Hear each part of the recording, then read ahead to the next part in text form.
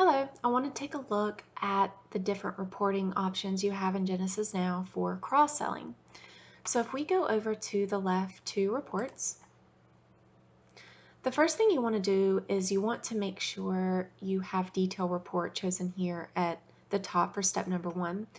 Step number 2, we want to choose client detail. And for the sake of this video, I'm going to keep this report very simple. You have many different opportunities here for what it is you want to see in your report. But again, I'm going to make mine very simple. So the only thing that I want to see here in this report is my client name. And then over to the left, you're going to see with policy and without policy.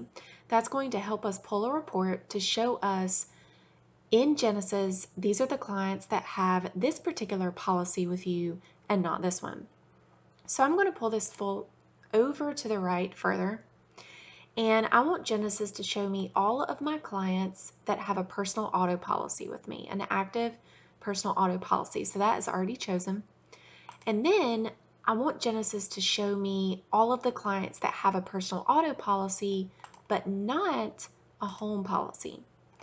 So once I get this just the way that I like it, of course you can go ahead and memorize it. That way you never have to create this specific report again, or you could just view your report.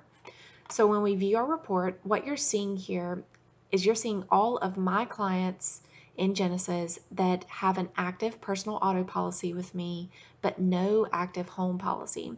So again, this report is pretty much unlimited. You can pull all kinds of policy types, which means you're going to have so many different cross-selling opportunities. So if you have any questions, let us know.